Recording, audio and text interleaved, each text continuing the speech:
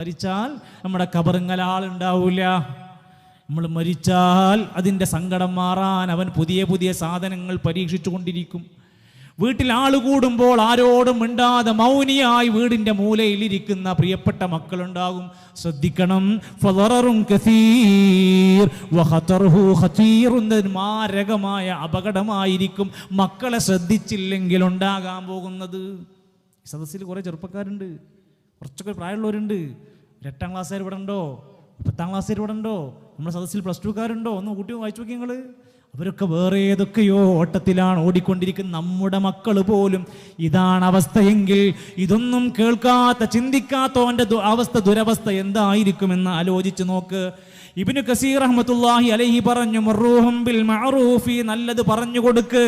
അതിന് ഉസ്താദാവണമെന്നില്ല, ബിരുദം വേണമെന്നില്ല, നിനക്കറിയുന്ന നന്മ പറഞ്ഞു കൊടുക്ക്.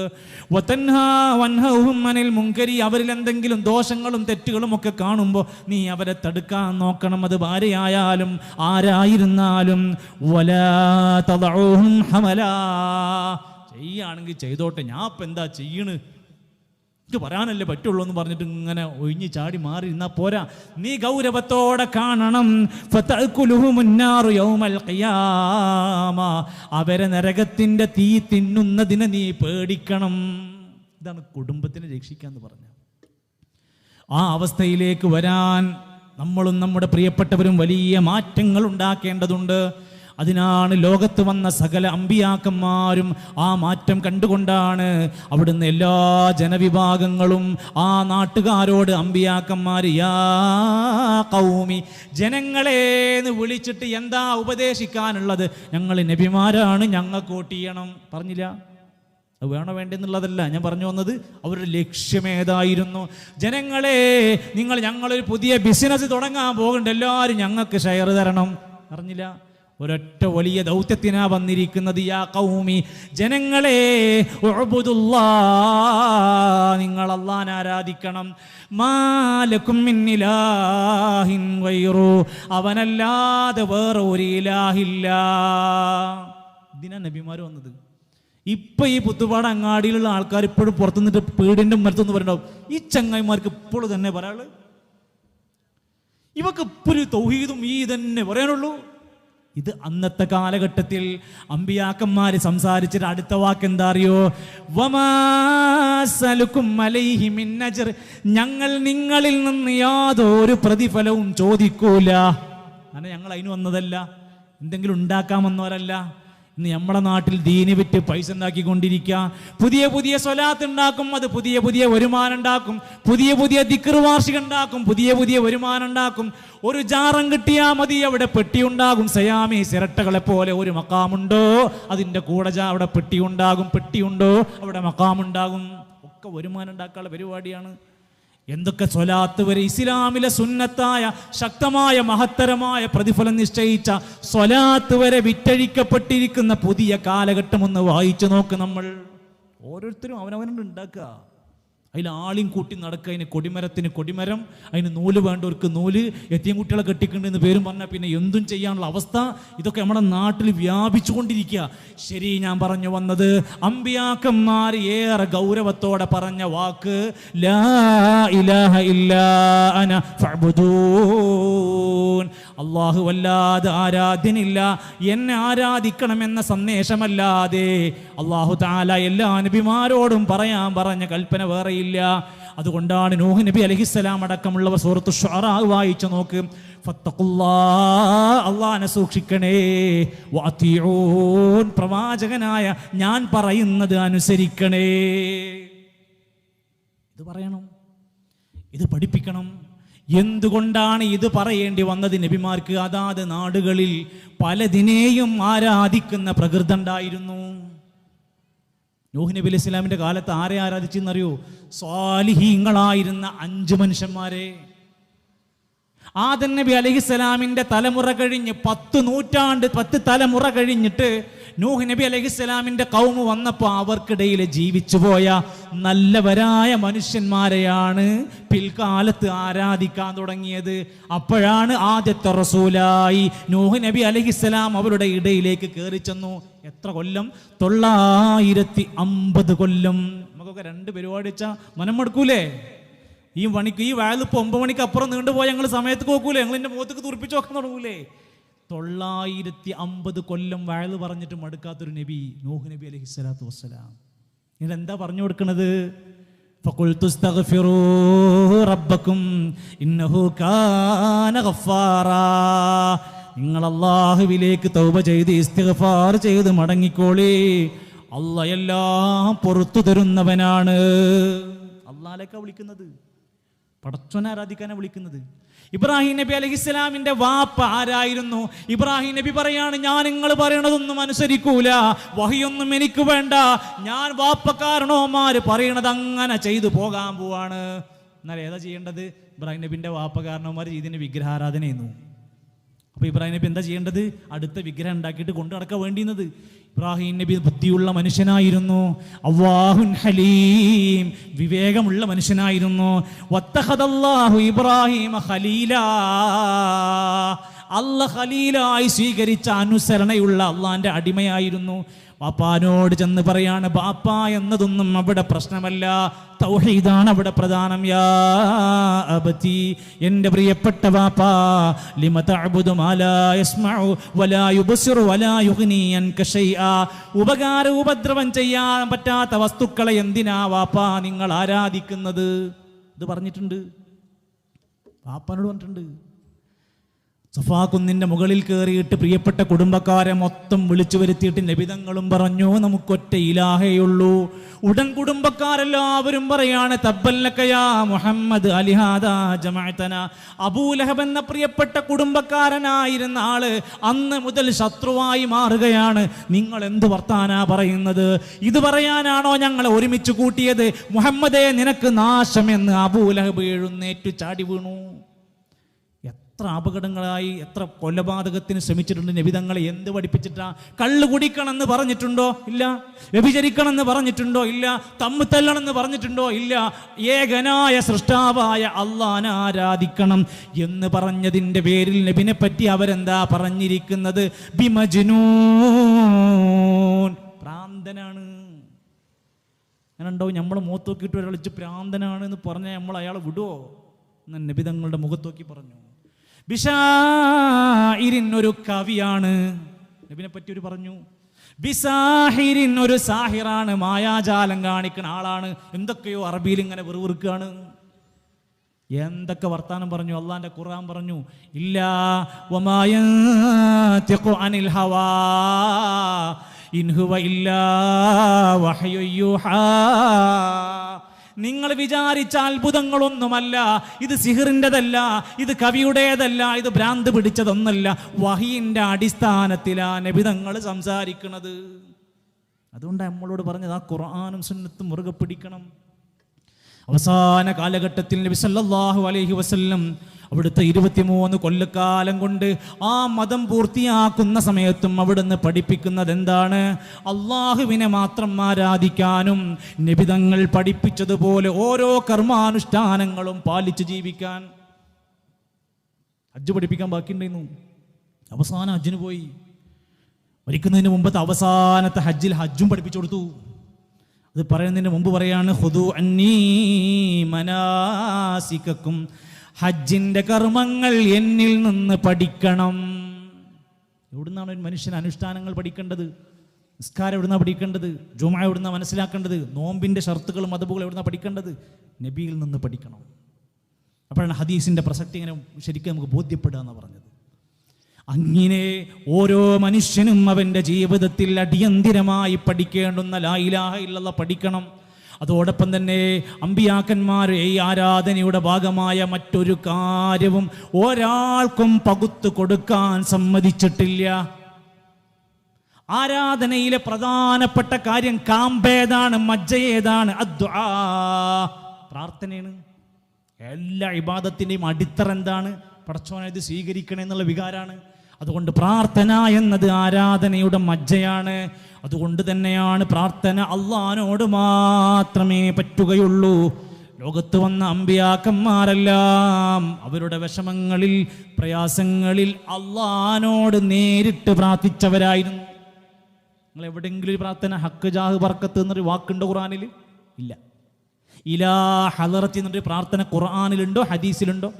രാവിലെ മുതൽ വൈകുന്നേരം വരെയുള്ള പ്രാർത്ഥനക്കിടയിൽ ലോകിൻ്റെ അടുത്ത് കയറി ചെന്നിട്ടൊക്കെ പറഞ്ഞിട്ട് ഇലാ ഹളറത്തി എന്ന് പറഞ്ഞിട്ട് അല്ലാഹുമ്മ റബ്ബന്നാസ് ഉണ്ടോ? ഇല്ല.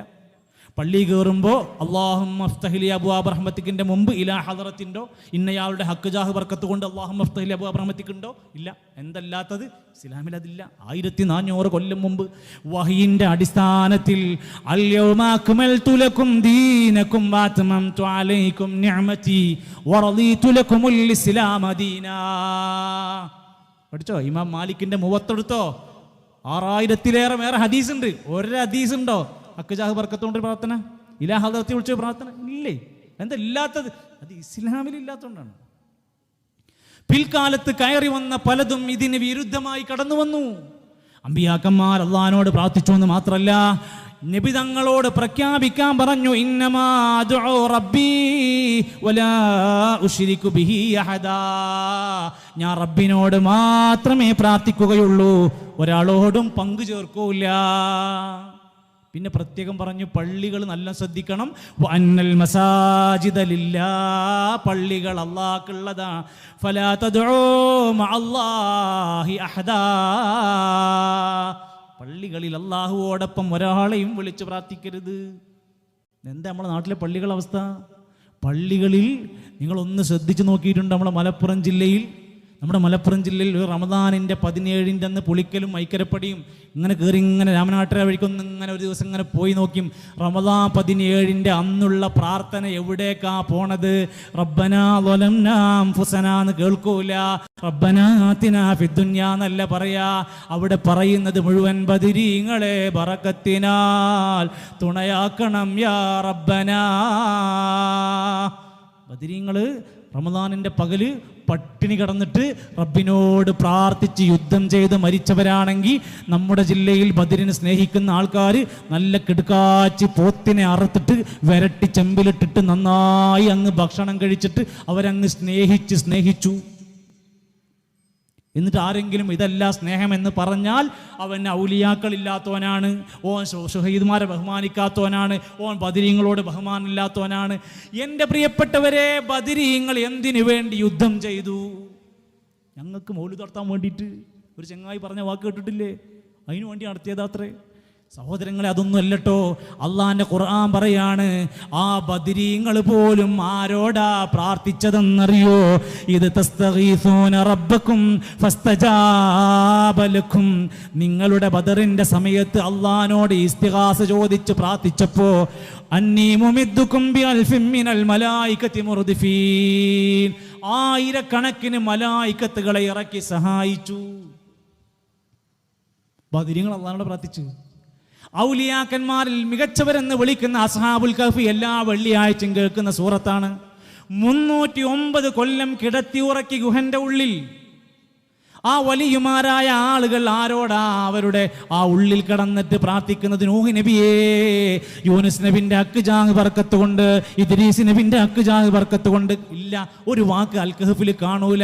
അവര് പ്രാർത്ഥിച്ചത് റബ്ബനാ ആതിനാ മിൻ ലദുൻക റഹ്മ വഹയ്യി ലനാ മിൻ അംരിനാ റശദാ. ആർക്കും വായിക്കാ, കേരളത്തിലെ എല്ലാ പ്രസ്ഥാനക്കാർക്കും ഒറ്റ ഖുർആനുള്ളൂ. ആ ഖുർആനിൽ അൽ കഹ്ഫ് സൂറത്താ പറയുന്നത്, റബ്ബനാ ആതിനാ മിൻ ലദുൻക റഹ്മ. ഖുർആനിൽ പറയാ അവർ റബ്ബിനോട് പ്രാർത്ഥിച്ചു. നമ്മൾ പള്ളികളുടെ അവസ്ഥ ഞാൻ പറഞ്ഞത്.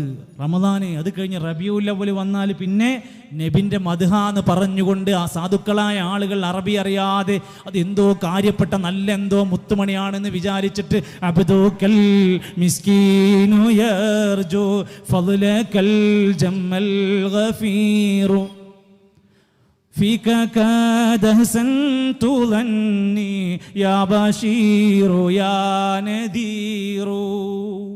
നബിയേ, അങ്ങയുടെ അടിമയായ ഞാനിതാ, സാധുവായ ഞാനിതാ വന്നിരിക്കുന്നു നബിയേ. ഏത് നബിയാ?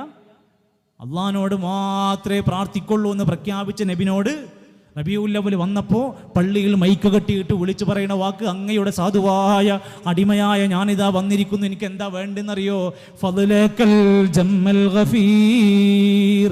പാപം പുറത്തു തരണം നബിയെ, എൻ്റെ പാപങ്ങൾ പുറത്തു തരണം. അസ്സലാമു അലൈക യാ മാഹിദ്ദുനൂബി അസ്സലാമു അലൈക യാ ജാലിൽ ഖുറൂബി. പ്രയാസം മാറ്റിത്തരണ നബിയെ, വിഷമങ്ങൾ നീക്കിത്തരണ നബിയെ. ഇതിനെന്നല്ലേ ശിർക്ക് എന്ന് പറയുന്നത്? ഇത് പറയണ എന്താ പ്രയാസമുള്ളത്? സാധുക്കളായ ആൾ അറിയാതെ ചെയ്തു പോയതായിരിക്കും. ഇത് മാത്രമല്ല, അങ്ങ് അതിരുവിട്ട് ബാംഗ്ലൂരിലൊക്കെ ഒരു വർഷം കഴിഞ്ഞ് ഏതാനും വർഷങ്ങൾക്ക് മുമ്പ് ബാംഗ്ലൂരിൽ ശ്രീകൃഷ്ണ ജയന്തിക്ക് ശ്രീകൃഷ്ണനെ കൊണ്ട് നടക്കുന്നത് പോലെ യേശുക്രിസ്തുവിൻ്റെ ജന്മദിനത്തിൻ്റെ പേര് പറഞ്ഞുകൊണ്ട് ഉണ്ണിയേശുവിനെ ഉണ്ടാക്കിയതുപോലെ ബാംഗ്ലൂർ അങ്ങാടിയിൽ ഒരു റാലി നടന്നു. എന്നാ റബീഉൽ അവ്വലിൽ എന്താ റാലി? മീലാദ് റാലി. എന്താ നടന്നത്? ഉണ്ണി മുഹമ്മദിനെ ഉണ്ടാക്കി വെച്ചു. ഇങ്ങനത്തെ വേണ്ട എല്ലാം ചാണിന് ചാണായി മുഴത്തിന് മുഴമായി നടന്നു. വെല്ലുന്നാക്ക് അറക്കാത്ത പോത്ത് റബീഉൽ അവ്വൽ അറുത്ത് വെല്ലുന്നാക്ക് 4 പോത്ത്, റബീഉൽ അവ്വൽ 24 പോത്ത്. എന്താ പ്രശ്നം? നമുക്ക് വലുത് ഇതാണ്, അള്ള പറഞ്ഞതാണ്. നമ്മൾ അള്ള പറഞ്ഞതിനോടെ വെല്ലുന്നാളെ നമുക്ക് കാര്യം ഉണ്ടാവുക. എന്നാൽ ഇവിടെ ചില ആൾക്കാർക്ക് അത് വലിയ കാര്യം ഉണ്ടാവില്ല. ഇനി ചില അടുത്ത് ജയിലാനിൻ്റെ അന്നേക്കും 100 പോത്ത് 250 പോത്തൊക്കെ ഇറക്കുന്ന ആൾക്കാരൊക്കെ ഉണ്ട്. എന്നാൽ വലിയിരുന്നാക്ക് ഇറക്കാനോ ഒറ്റ ആൾക്കാരൊക്കെ പാവങ്ങളാണ്. അള്ളാഹു അല്ലാത്തവർക്കുള്ള നേർച്ച, അള്ളാഹു അല്ലാത്തവർക്കുള്ള ബലി ഗംഭീരമായി നടക്കുക. ഇങ്ങനെ എന്തെല്ലാം ആചാരങ്ങളാണ് ഇസ്ലാം എന്ന് തെറ്റിപ്പോകുന്ന വ്യത്യസ്തങ്ങളായ കാര്യങ്ങൾ നമ്മൾ കാണുകയാണ്. സുഹൃത്തുക്കളെ, ഇതൊരു സുന്നി മുജാഹിദ് പ്രശ്നമല്ലെന്ന് മനസ്സിലാക്കിയിട്ട് ഇതൊരു പ്രാസ്ഥാനിക പ്രശ്നമല്ല, ഇതെന്തോ വിഷയത്തിൻ്റെ ഗൗരവം മനസ്സിലാക്കുക. ഇത് ഇങ്ങനെയൊക്കെ സംഭവിക്കുന്നുവെങ്കിൽ ഇതിൻ്റെ ഹക്ക് എന്താന്ന് പഠിക്കുക. റബീഉൽ അവ്വൽ കഴിഞ്ഞ് റബീഉൽ ആഖിർ വന്നാൽ പിന്നീട് ലൈറ്റ് ഓഫ് ആക്കിയിട്ട് വിളിക്കുന്നത് ആരെയാണ്? നബിനെയല്ല, ബദരീങ്ങളെയല്ല. വിളിക്കുന്നത് ബഗ്ദാദിൽ മറവ് ചെയ്യപ്പെട്ട മുഹിയുദ്ദീൻ ഷെയ്ഖ് റഹ്മത്തുള്ളാഹിയാണ്. ബഗ്ദാദിലുള്ള മുഹിയുദ്ദീൻ ഷെയ്ഖിനെ വിളിക്കുന്നുണ്ടോ? എന്തിനാ വിളിക്കണത്? 1000 തവണ ലൈറ്റ് ഓഫ് ആക്കിയിട്ട് കുത്തുബിയത്തുകാരൻ വിളിക്കാൻ പറഞ്ഞിട്ടുണ്ട്. 1000 തവണ വിളിച്ചാൽ ഉത്തരം കിട്ടുമെന്ന് പറഞ്ഞിട്ടുണ്ട്. ഉണ്ടാക്കിയ ഗ്രന്ഥം എഴുതിയ ആള് സ്വന്തമായി പറഞ്ഞു, ഞാൻ നിങ്ങൾക്കൊരു കിതാബ് വായിച്ചു തരാം. ഞാൻ വായിക്കുന്ന കിതാബ് ഷെയ്ഖ് അബ്ദുൽ ഖാദിർ ജീലാനി റഹ്മത്തുള്ളാഹി അലൈഹി എന്ന നല്ലവനായ മികച്ച ഒരു സ്വാലിഹായ മനുഷ്യൻ, ആ മനുഷ്യൻ എഴുതിയ കിതാബിന്റെ വരി ഫത്ഹുർ റബ്ബാനി എന്ന കിതാബ. പള്ളി ദർസിൽ ആരെങ്കിലും ഉണ്ടെങ്കിൽ അയാൾക്ക് തുറന്നു വെച്ച് വായിക്കാനാ ഞാൻ പറയുന്നത്. കൈഫ തഖൂലു ലാ ഇലാഹ ഇല്ലല്ലാഹ്, നിങ്ങൾക്ക് എങ്ങനെ ലാ ഇലാഹ ഇല്ലല്ലാഹ് അങ്ങനെ പറയാൻ പറ്റും? ഫീ ഖൽബിക കമ്മിലാ, നിന്റെ മനസ്സിൽ വേറെ ഒരുപാട് ഇലാഹുണ്ട്. ഇങ്ങനെ ലാ ഇലാഹ ഇല്ലല്ലാഹ് അങ്ങനെ ഇടയ്ക്കിടയ്ക്ക് പറയുന്നുണ്ട്. നിന്റെ കൽബിൻ്റെ ഉള്ളിൽ വേറെ ചില ഇലാഹുമാരുണ്ട്. കുല്ലു ശൈഇൻ തഅ്തമിദു അലൈഹി വതസിഖു ബിഹി ദൂനല്ലാഹ്, അല്ലാഹു വല്ലാത്ത വല്ലതിനെയും നീ അഭയം പ്രാപിക്കുന്നുണ്ടെങ്കിൽ ഫഹുവ സ്വനമുക, അത് നിന്റെ വിഗ്രഹമാണ്. ലയംഫഉക തൗഹീദുൽ ലിസാൻ, നാവ് കൊണ്ട് തൗഹീദ് പറഞ്ഞിട്ട് കാര്യമില്ല. മാ ശിർക്കിൽ ഖൽബി, കൽബിൻ്റെ ഉള്ളിൽ ശിർക്ക് വെച്ചിട്ട്. മുഹിയുദ്ദീൻ ഷെയ്ഖ് സ്വന്തമായിട്ട് എഴുതിയ പുസ്തകമാണ് പറയുന്നത്. അത് ഒറിജിനൽ കിതാബാണ്. ലാ യൻഫഉക തഹാറത്തുൽ ഖൽബി മഅ നജാസത്തിൽ ഖൽബി. കൽബ് ഉള്ളിൽ നജസ് വെച്ചിട്ട് വൃത്തിയാക്കാൻ പറ്റില്ല, നജസ് ഒഴിവാക്കിയാലേ വൃത്തിയാക്കാൻ പറ്റുള്ളൂ. മുഹിയുദ്ദീൻ ഷെയ്ഖ് റഹ്മത്തുള്ളാഹി അലൈഹി ഫുതൂഹുൽ ഗൈബിൽ പറയാണ്, വലൈസ ശിർക്ക്, ശിർക്ക് എന്ന് പറഞ്ഞാൽ അല്ല അൻ തഅബുദൽ അസ്നാമ, ഏതെങ്കിലും ഒരു ജീവനില്ലാത്ത പ്രതിമ ഉണ്ടാക്കിയിട്ട് ആ പ്രതിമയെ ആരാധിക്കുന്നത് മാത്രമല്ല. വഅൻ തഖ്താറ മഅ റബ്ബിക ഷൈഇൻ, നിന്റെ റബ്ബിന്റെ കൂടെ നീ ഏതെങ്കിലും ഒരു വ്യക്തിനെ ശക്തിനെ കാണുകയാണ്. സിവാഹു, സമമായിട്ട്. ഫീ ഹാലത്തിൽ ബലിയ, നിന്റെ ഒരു വിഷമഘട്ടത്തിൽ ഇന്നയാൾക്കൊരു കാണിക്ക കൊടുത്താൽ, ഇന്ന സ്ഥലത്തൊരു ജാറമോടിയാൽ, ഇന്ന സ്ഥലത്തൊരു പൈസ ഇട്ടാൽ, ഇന്നയാളെ വിളിച്ചാൽ എൻ്റെ പ്രയാസം മാറുമെന്ന് നീ കൊണ്ടുവന്നാൽ അതും നിന്റെ വിഗ്രഹപൂജയുടെ ഭാഗമാണ്. എൻ്റെ വാക്കല്ല, എൻ്റെ മേലേക്ക് വരരുത്. ഫുതൂഹുൽ ഗൈബിൽ നിന്നാണ്, മുഹിയുദ്ദീൻ ഷെയ്ഖ് റഹ്മത്തുള്ളാഹി എഴുതിയ കിതാബാണ്. ഇനി വേണമെങ്കിൽ 3ാമത്തെ കിതാബും പഠിക്കാത്തവർക്ക് പഠിക്കാൻ, കേട്ടിട്ട് പോലും ഉണ്ടാവില്ല. മുഹിയുദ്ദീൻ മാല കേട്ടിട്ടുണ്ട്, മുഹിയുദ്ദീൻ മാലയും കുത്തുബിയത്തും കേട്ടിട്ടുണ്ട്. സ്വന്തമായി ഷെയ്ഖ് എഴുതിയ കിതാബ് വായിക്കാത്തവർക്ക് വേണ്ടിയാണ്. ഫത്ഹുർ റബ്ബാനിയിൽ പറയാണ്, ഇജ്അൽ ഖൽബക മസ്ജിദ, നിന്റെ പള്ളി, നിന്റെ കൽബിനെ പള്ളിയാക്കി നീ കൊണ്ട് നടക്കണം.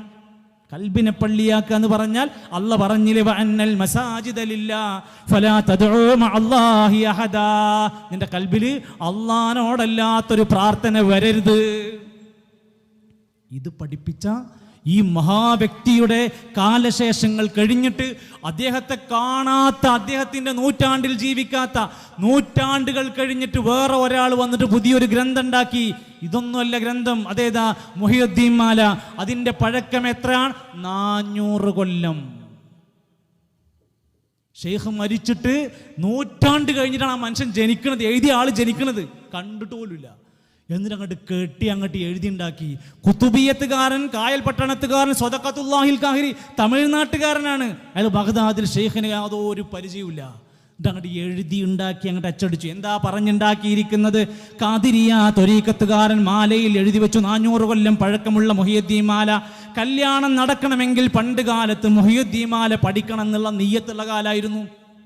അതുണ്ടെങ്കിലേ നടക്കുന്നുള്ള കാലം ഉണ്ടായിരുന്നു. എന്നിട്ട് പറഞ്ഞു, മൊഴിയൊന്നും കളയാതെ പിളയാതെ ചൊന്നോർക്ക് മണിമാടം സ്വർഗത്തിൽ ന്യായം കൊടുക്കുമേ. ആലോചിക്കണ്ടോ? ഖുർആന് തെറ്റുകൂടാതെ പാരായണം ചെയ്തവർക്ക് സ്വർഗത്തിൽ മാളികണ്ടെന്ന് എവിടെയും പറഞ്ഞിട്ടില്ല. എന്നാൽ മുഹിയുദ്ദീൻ മാല തെറ്റുകൂടാതെ നല്ല മഹ്റജിലും തജ്വീദിലുമൊക്കെ ഓതിയാൽ, ചൊല്ലിയാൽ സ്വർഗത്തിൽ ഒരു മാളിക തരാമെന്ന് ഷെയ്ഖ് പറഞ്ഞിട്ടുണ്ടത്രേ. ഇതില്ലാത്ത കളവാണെന്ന് നമ്മൾ പറഞ്ഞിട്ടുള്ളൂ. അത്ര പോരിശ അതിനില്ല. ഖുർആനിനേക്കാട്ടിലും ഹദീസിനേക്കാട്ടിലും പോരിശേ. ഒരു തവണ അങ്ങോട്ട് തെറ്റുകൂടാതെ പാരായണം ചെയ്താൽ അങ്ങോട്ട് കിട്ടുമെന്നാണ് പറഞ്ഞ് പഠിപ്പിക്കുകയാണ്. ഖാദിരിയ ത്വരീഖത്തുകാർ കള്ളക്കഥകൾ മെനഞ്ഞുണ്ടാക്കുകയാണ്. എന്നിട്ട് ജനങ്ങൾ ഇത് വിശ്വസിക്കാൻ, ജനങ്ങൾ ഈ മനുഷ്യനെ പറ്റിയിട്ട് അദ്ദേഹത്തോട് പ്രാർത്ഥിക്കണമെങ്കിൽ കറാമത്ത് വേണം. അതിന് ത്വരീഖത്തുകാർ തമ്മിൽ മത്സരമാണ്. പറഞ്ഞ് കറാമത്ത് പ്രചരിപ്പിക്കുകയാണ്. കനിയില്ല കാലത്തെ കനിയെ കൊടുത്തോവർ, കാഞ്ഞ മരത്തിലും കായ നിറച്ചോവർ. മനസ്സിലായില്ല? അതിൽ അതിൻ്റെ പരിഭാഷപ്പെടുത്തിയിട്ടുണ്ട്. ഖുർആൻ പരിഭാഷ ഹറാമെന്ന് പറഞ്ഞ ആൾക്കാർ, പക്ഷെ മുഹിയുദ്ദീൻ മാലയ്ക്ക് കണ്ടമാനം പരിഭാഷ ഉണ്ട്. ആ പരിഭാഷയിൽ പറഞ്ഞ വാക്ക് ഇങ്ങനെയാണ്: മുഹിയുദ്ദീൻ ഷെയ്ഖ് കായ്കനികളില്ലാത്ത കാലത്ത് കായ്കനികൾ നൽകി ഉണങ്ങിയ മരത്തിലും പഴം നിറച്ചിട്ടുണ്ട്. മാങ്ങല്ലാത്ത സീസണിൽ നിറച്ചു മാങ്ങ, ഉണങ്ങി വരണ്ട കാലഘട്ടത്തിൽ നല്ല പച്ച മരങ്ങളാക്കി പഴങ്ങൾ ഉണ്ടാക്കി കൊടുത്തു. ഇതൊക്കെ മുഹിയുദ്ദീൻ ഷെയ്ഖിൻ്റെ കറാമത്താണ് എന്ന് പഠിപ്പിച്ച് ഞങ്ങൾ പറയാം. അപ്പൊ റിഫായി മാലക്കാരൻ പറയണം, അതൊക്കെ എന്ത്, നമ്മളടുത്ത് അതിനേക്കാൾ വലുതുണ്ട്. കനിയും അത് നാട്ട് തീയും വളം വേച്ച് അക്കനി എല്ലാവർക്കും തിന്മാൻ കൊടുത്തോവർ. ഇനി മത്സരമാണ്, ഇവര് തമ്മിൽ തല്ലി മത്സരിക്കുകയാണ്. അതെന്താ? റിഫായി ഷെയ്ഖ് പഴം നട്ടു, ഒറ്റ മിനിറ്റിൽ കൊണ്ടുപോയിട്ട് തയ്യങ്ങട് നട്ടു. അടുത്ത സെക്കൻഡിൽ വളമായി, അടുത്ത സെക്കൻഡിൽ അത് കത്തിച്ചു, അടുത്ത സെക്കൻഡിൽ മരം വലുതായി, പിന്നെ അതിൽ നിന്ന് പഴമുണ്ടായി. നിമിഷ നേരം കൊണ്ട് വാരിക്കോരി കൊടുത്തു. AI ഉണ്ടാക്കിയതല്ല, ഇത് കിതാബിൽ എഴുതി വെച്ചിട്ടാണ്. ഇത് പോരിശയാക്കപ്പെട്ട 313 വക മൗലിദിന്റെ കിതാബിന്റെ ഉള്ളിൽ എഴുതി വെച്ചിരിക്കുകയാണ്. ഒറ്റ നിമിഷം കൊണ്ട് ഇതൊക്കെ പെട്ടെന്ന് നടന്നു എന്നാണ് പറയുന്നത്. ഇനി ഓരോരുത്തരും പറഞ്ഞ് ഷെയ്ഖിനോട് പ്രാർത്ഥിക്കാൻ പറ്റുന്ന പോരിശകൾ ഉണ്ടാക്കിയിട്ട് ഓരോന്ന് കൊടുക്കുക. കണ്ണിൽ കാണാത്തതും കൽവകത്തുള്ളതും കൺകൊണ്ട് കണ്ട പോൽ കാട്ടി പറഞ്ഞോവർ. ഹൃദയത്തിനകത്തുള്ള സകല രഹസ്യങ്ങളും അള്ളാഹ് അറിയുന്ന പഠിച്ചു വെച്ചാൽ നമ്മളൊക്കെ. എന്നാൽ ഇവിടെ പഠിപ്പിക്കുന്നത് മുഹിയുദ്ദീൻ ഷെയ്ഖ് അറിയുമെന്നാണ്. ഓരോ രംഗവും ഇവരിങ്ങനെ പറഞ്ഞ് മുഹിയുദ്ദീൻ ഷെയ്ഖിനോട് പ്രാർത്ഥിക്കാൻ വേണ്ടി കുത്തുബിയത്തുകാരൻ 12 റക്അത്ത് നിസ്കരിച്ച്, ഒളുവോടെ നിസ്കരിച്ച്, ഭവ്യതയോടെ ഭക്തി പുരസ്സരം അവിടെ ലൈറ്റ് ഓഫ് ആക്കിയിട്ട് വിളിക്കണം 1000 തവണ. എന്താ വിളിക്കേണ്ടത്? യാ സയ്യിദി സനദി. പരിശോധിക്കുക, കുത്തുബിയത്തിലാണ്. യാ സയ്യിദി സനദി ഗൗസി വയാ മദദി കുല്ലി ളഹീറൻ അലൽ അദാഇ ബിൽ മദദി. എൻ്റെ സയ്യിദേ, എൻ്റെ അവലംബമേ, എൻ്റെ സഹായമേ, ശത്രുക്കൾക്കെതിരിൽ എന്നെ സഹായിക്കണം മുഹിയുദ്ദീൻ ഷെയ്ഖേ. മുജീറ ഇർദി വഖുദ് ബിയദി, എൻ്റെ കൈ പിടിച്ചെന്നെ രക്ഷപ്പെടുത്തണം മുഹിയുദ്ദീൻ ഷെയ്ഖേ. ഈ സാധുക്കൾ എന്താ വിചാരിക്കുന്നത്? ഇത് അറബിയിലായതുകൊണ്ട് ഇതെന്തോ എന്തോ ഒരു പ്രാർത്ഥനയാണ്, അള്ളാഹിനോട് എന്തോ പറയാമെന്ന് വിചാരിക്കുക. അല്ല, ഇത് വമ്പൻ അബദ്ധത്തിലേക്കാ കൊണ്ടുപോണത്. എന്നിട്ട് വീണ്ടും പറയാണ്, ലൈറ്റ് ഓഫാക്കി ഏകാന്തമായി ഒറ്റക്കിരുന്ന് ഇഖ്ലാസോടെ നീ അല്ലാ അല്ലാ എന്ന് വിളിക്കേണ്ടതിന് പകരം നീ വിളിക്കേണ്ടത് വമയുനാദിസ്മീ അൽഫം ബിഖൽബതിഹി അസ്മം ബിഹിമ്മതിഹി സ്വറമൻ ലിഅഫ്വതിഹി. 1000 തവണ ഒറ്റക്കിരുന്നിട്ട് എൻ്റെ പേര് വിളിച്ചാൽ ഞാൻ അവൻ്റെ പ്രാർത്ഥനയ്ക്ക് ഉത്തരം നൽകുമെന്ന് ഷെയ്ഖ് പറഞ്ഞിട്ടുണ്ടോ എന്ന കളവി എഴുതി വെച്ചിരിക്കുകയാണ്. ഈ സാധുക്കൾ ലൈറ്റ് ഓഫ് ആക്കിയിട്ട് ഇരുന്ന് വിളിക്കാണ്. ഇത് കേൾക്കണ അപ്പുറത്തുപ്പുറത്തുള്ള മനുഷ്യന്മാർ എന്താ അവിടെ പള്ളിയിൽ എന്താ നടക്കണമെന്ന് ചോദിച്ചാൽ നമ്മൾ എന്താ പറയേണ്ടത്? അമ്മ അതിപ്പോൾ എന്തിനെ കള്ളത്തരം കാണിച്ച് ലൈറ്റ് ഓഫ് ആക്കിയിട്ട് എന്താ പച്ചക്ക് എന്താ പറഞ്ഞൂടെ? ഇതൊക്കെ രാത്രിയിൽ നടക്കുക. കുത്തറാത്തീബ് എപ്പോഴാണ് നടക്കുക? ളുഹറിൻ്റെ സമയത്തുണ്ടാവില്ല, അസറിനുണ്ടാവില്ല. കുത്തറാത്തീബ് എന്തിനാണ് നടത്തുന്നത്? റിഫായി ഷെയ്ഖ് വന്ന് പ്രാർത്ഥന കേട്ട് ഉത്തരം നൽകാൻ. റിഫായി ഷെയ്ഖ് വന്നിട്ട് ഒരു മനുഷ്യന്റെ പ്രാർത്ഥന കേട്ട് ഉത്തരം നൽകാനാണ് കുത്തറാത്തീബ് നടത്താൻ പോണത്.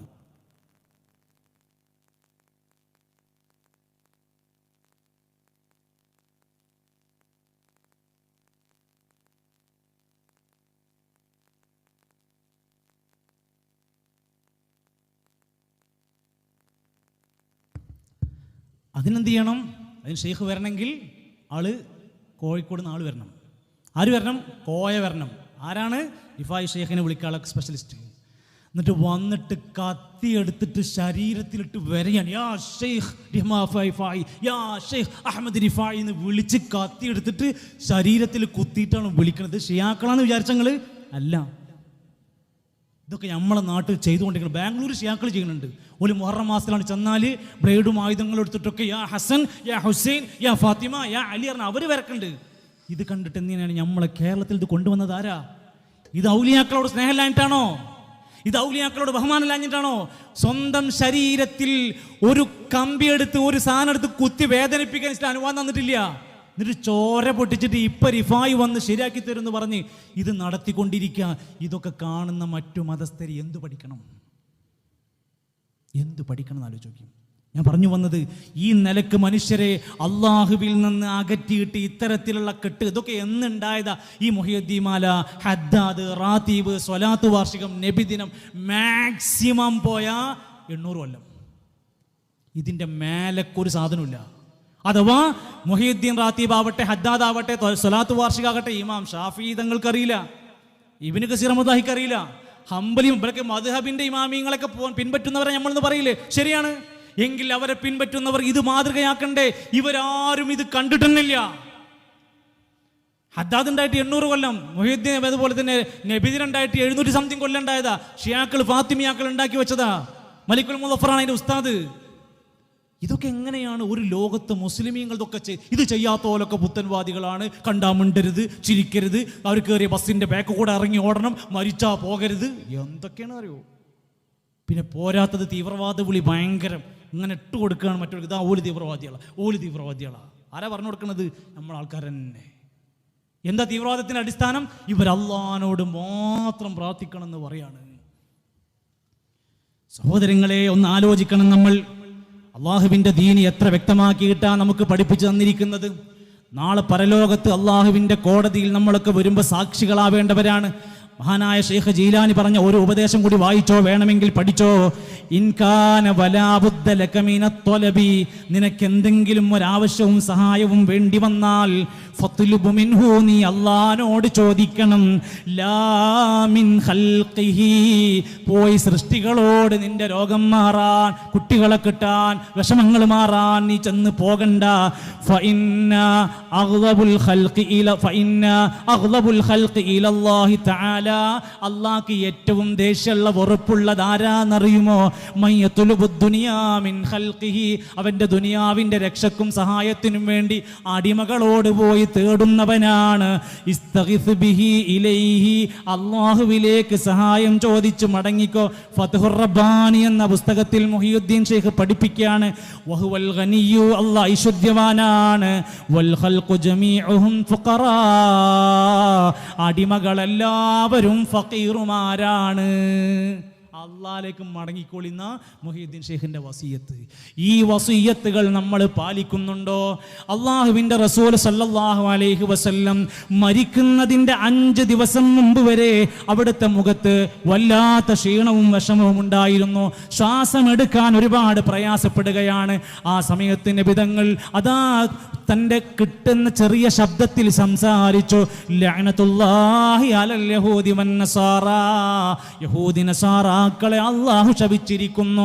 ഇത്തഖദൂ ഖുബൂർ അംബിയാഇഹിം മസാജിദ, അവരുടെ അംബിയാക്കന്മാരുടെ ഖബറുകളെ സുജൂദിന്റെ കേന്ദ്രങ്ങളാക്കിയവരാണ്.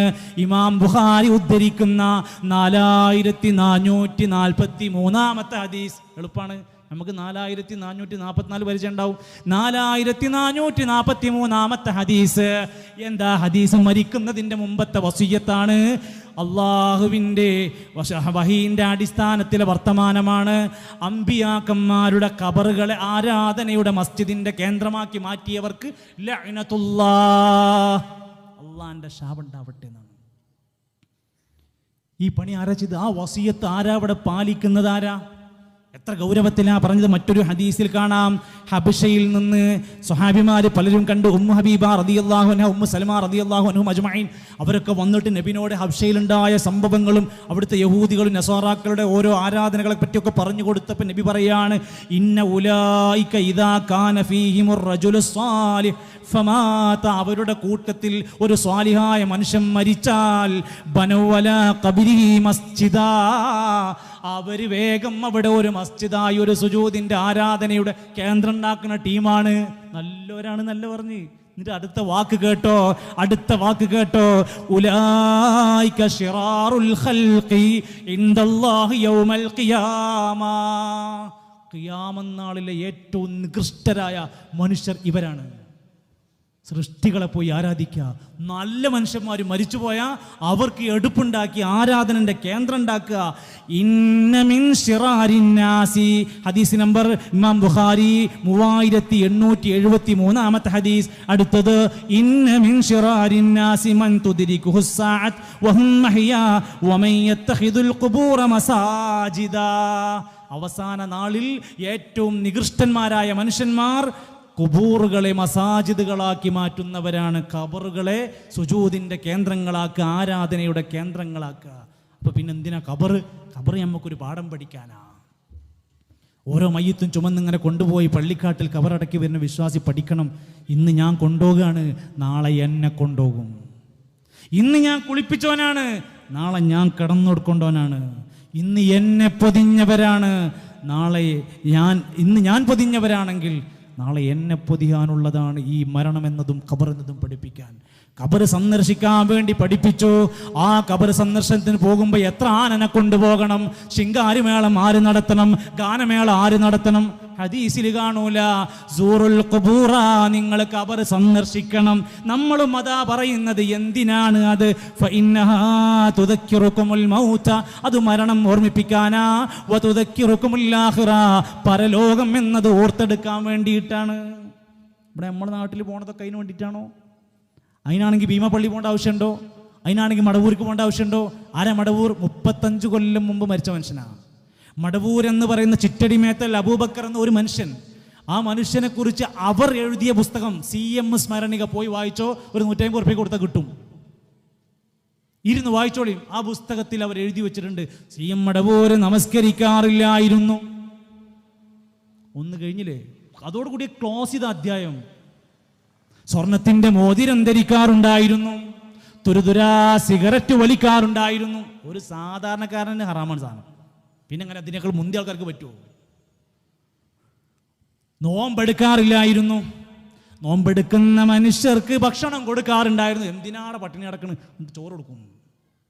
എന്നിട്ട് പറയുന്നു, ഈ ഖബറിങ്ങ വന്നാൽ നിങ്ങൾക്ക് സന്താനം കിട്ടും. CM മടവൂരിന് കുട്ടികളില്ല, അദ്ദേഹത്തിന്റെ ഭാര്യയിൽ കുട്ടികളില്ല.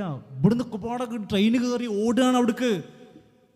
എന്തിനാത്രേ? കുട്ടികളെ കിട്ടാത്തോലെ കാണിച്ചു എന്നുള്ള. എന്തേ കാരണം? പടച്ചോനാണെന്നല്ലേ പറഞ്ഞിരിക്കുന്നത്. അതെ അതെ, ഞങ്ങളെ പടച്ചോനാണ്. പാട്ടുകൂടെ ആയതുകൊണ്ട് പിന്നെ ആർക്കും വിഷമം ഉണ്ടായില്ല, ആരും തിരുത്താനും പോയില്ല.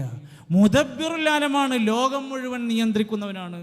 എന്ത് കള്ള കൊടുത്ത കഴിവാണ് എന്നും പറഞ്ഞ് എന്ത് കഴിവുകൊണ്ട് കൊടുത്തിക്കാണ്, എന്തും വക വെച്ച് കൊടുത്തിക്കുക. എന്നാൽ ഇസ്ലാമിൽ എന്തിനാ ഖബർ സന്ദർശിക്കാൻ പറഞ്ഞത്?